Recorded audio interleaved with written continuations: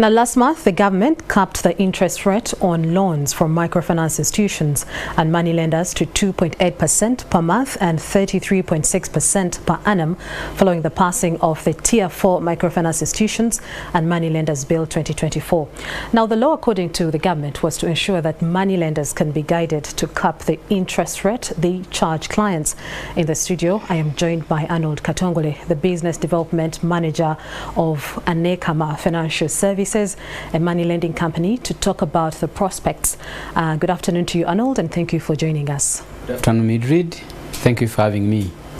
Now, the government capped the interest rates after various outcries by the clients that they were being overcharged when it comes to the interest rates. First of all, how true is this? And also would like to pick your mind on this new law that has been passed. Thank you again. It's so assumed that that hula baloo is not true, because money lending is like any other business. Like you see banks, microfinance, or other financial institutions like SACCOs do operate.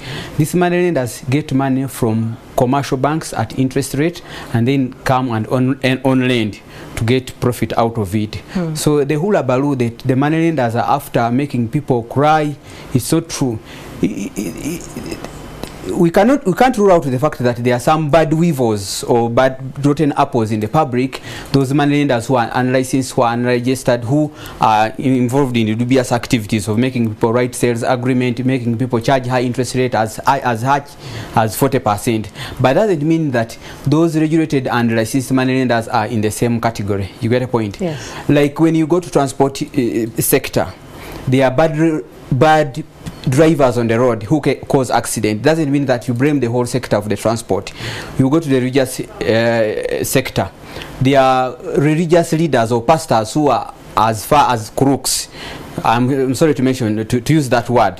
When you go to education, there are head teachers who have gone as far as eating money for students meant for registration of UNEB exams. So it doesn't mean that you condemn the whole sector of education. You understand? So the same applies to money lending business. Those people who are involved in bad activities, in dubious activities of making people write sales agreement, overcharging them, it doesn't mean that the government should come up and condemn the whole sector of money lending. Okay, but that was the basis for this law to be passed. Very true. And so you, as the money lenders, or you that are in the financial sector, how are you responding to this? Is it something you're agreeing to with the government, capping the interest rates? We are not trying to force the government to take a decision. In other words, we are engaging them to look through and have what we call a win-win situation.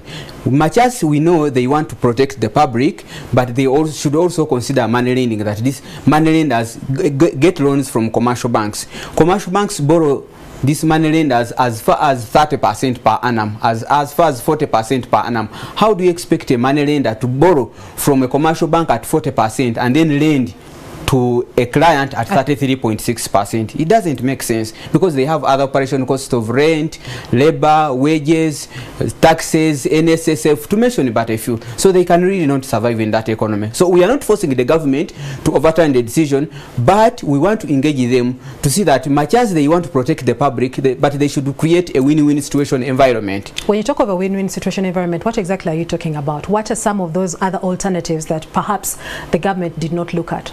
The government did not look at in the first place, why are people running to money lenders? Because there is a reason why people are running to the money lenders, because maybe there is a financial gap. So the government would find out, what is this financial gap? How are you closing this financial gap? Maybe they could come up with a fund where these money lenders can borrow at a fair interest rate, say 1% per annum.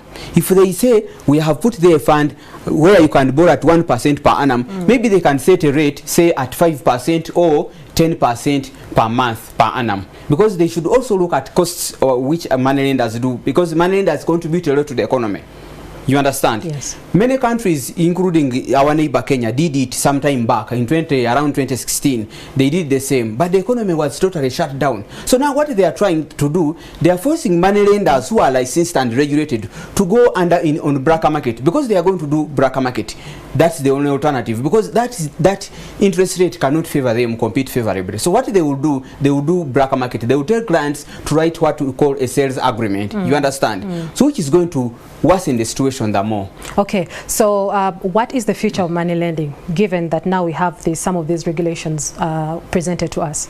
We are not astonished with the government's policy. We are still engaging them to look through their decisions and to make a win-win situation. We are not worried about the future, that we are going to close, or we are not forcing the environment. Even us who are licensed and regulated, we are not saying that we are going to involve in a black market. No, but others will do.